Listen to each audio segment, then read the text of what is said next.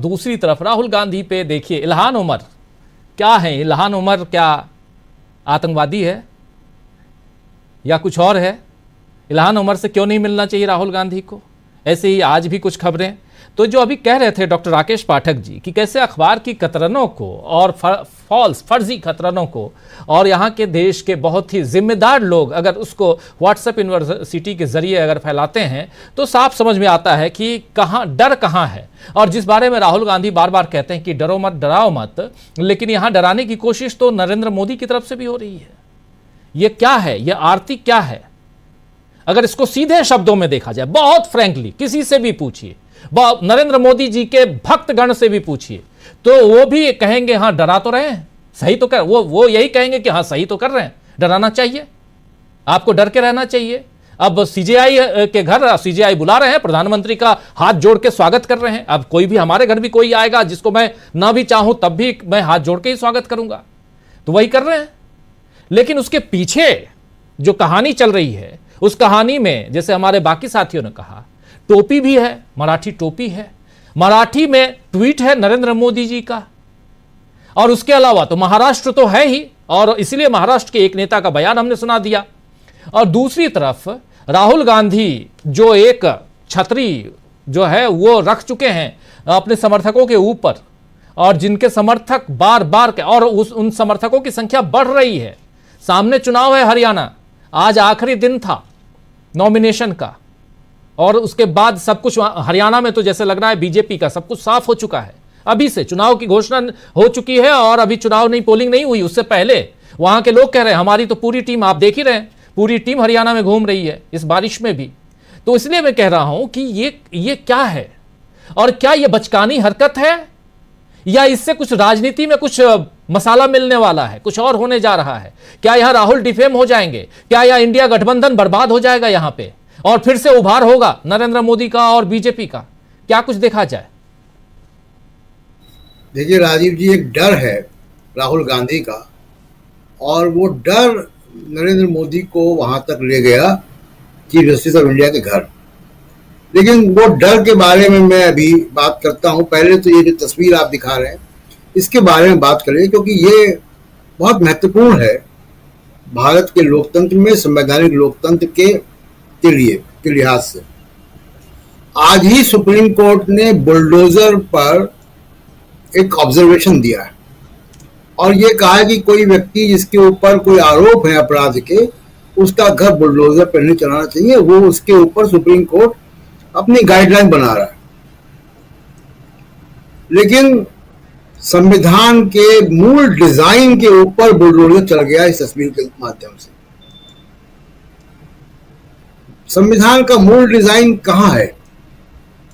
Article 50 अनुच्छेद 50 ये कह रहा है कि सरकार को, एग्जीक्यूटिव को, जुडिशरी को इंडिपेंडेंट रखने के लिए और अपने आप से जुडिशरी को अलग रखने के लिए काम करना चाहिए, उस तरफ कदम उठाने चाहिए। क्या ये आपको लग रहा है कि ये एग्जीक्यूटिव, जिसको सरकार कहा जाए, सरकार जुडिशरी को इंडिपेंडेंट अपने से अलग रखने का काम कर रही है इस आरती के जरिए?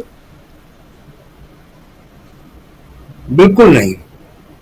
और यह बहुत, जिसको कहें कि सस्ती और हल्की राजनीति है।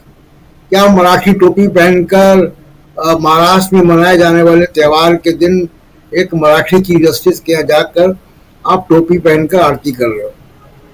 ये एक सस्ती राजनीति। और आप सोच रहे हो कि महाराष्ट्र के लोग इतने कम अकल हैं कि वो इस फोटो पे ही, इस 2 मिनट के वीडियो पे जाके आपको वोट दिलाएंगे, भले ही आपने उनके राज्य के लिए कुछ भी किया हो।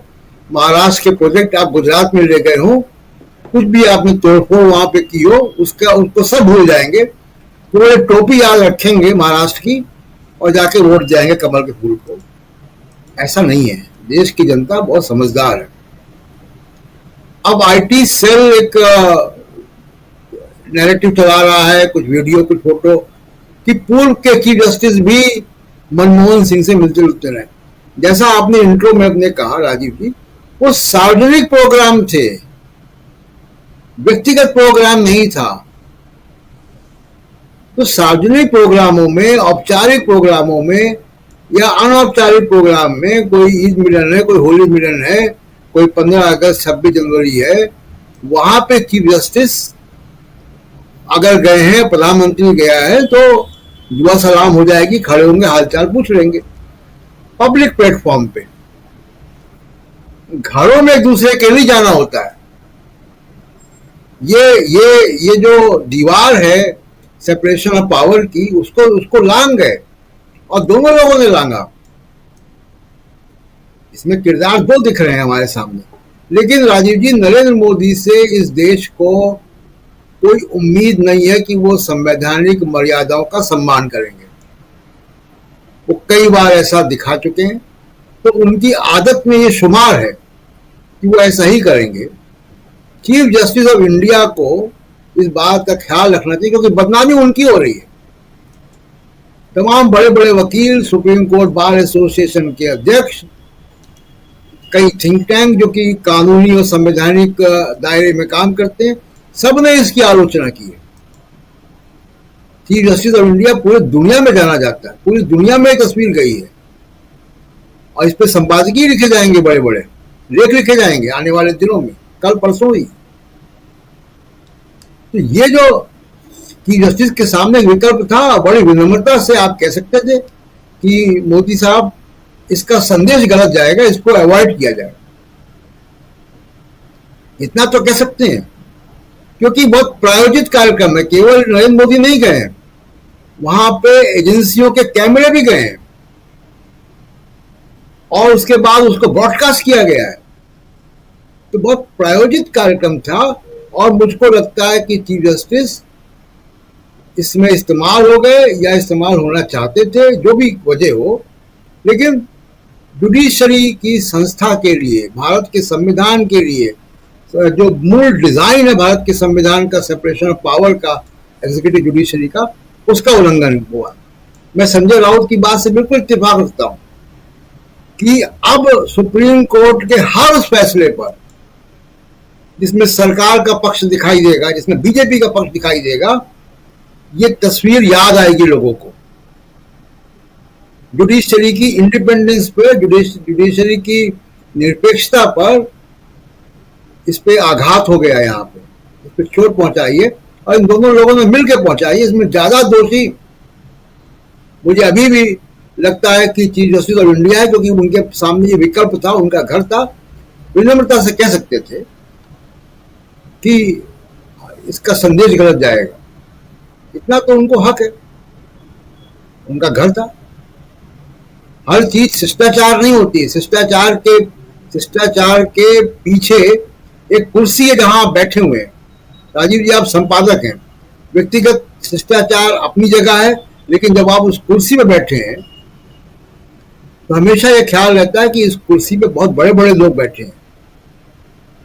वहां उस कुर्सी पे ललित सुरजन जी भी बैठे हैं, बिल्कुल तमाम लोग बैठे हैं जिन्होंने पत्रकारिता को बहुत आगे बढ़ाया। तो हमेशा यह ख्याल रहना चाहिए कि आप किस कुर्सी पर बैठे हैं।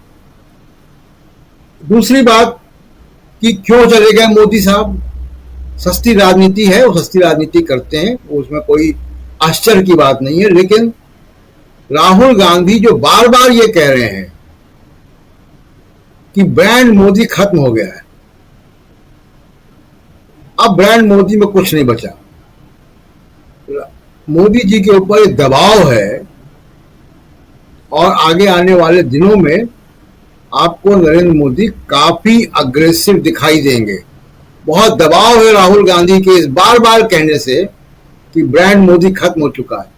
उनको ये साबित करना है, लेकिन साबित तो तभी कर पाएंगे जब आने वाले सभी विधानसभा चुनाव जीत पाएंगे।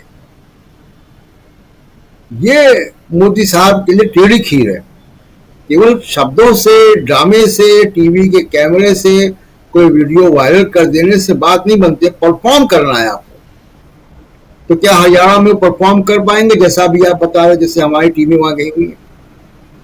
क्या महाराष्ट्र में परफॉर्म कर पाएंगे? झारखंड और कश्मीर में जो वॉकओवर दे रहे हैं, वहां क्या परफॉर्म करेंगे? तो इसलिए मोदी साहब का ब्रांड वास्तव में खत्म हो चुका है। जिसको हम लोग ये कह रहे हैं प्रोफेसर रविकांत की डर खत्म हो गया, या प्रेम कुमार जी ने कहा, वो डर नहीं, वो ब्रांड खत्म हो चुका है, जो राहुल गांधी बार बार कह रहे हैं। और मैं बिल्कुल आपको भविष्यवाणी इस बात ही कर सकता हूं कि आने वाले दिनों में मोदी साहब इस ब्रांड को बचाने के लिए या इसका परसेप्शन जीवित रखने के लिए बहुत कुछ करेंगे। ये शुरुआत है, आप देखते जाइए कि आगे क्या क्या करेंगे वो, और उसमें गलतियां करेंगे। राजीव जी, अगर आपने हमारा YouTube चैनल अभी तक सब्सक्राइब नहीं किया तो इसको सब्सक्राइब कर लीजिए, वीडियो को लाइक और शेयर कीजिएगा और कमेंट करके बताइएगा भी कि इस परिचर्चा पर आपकी क्या राय है। धन्यवाद।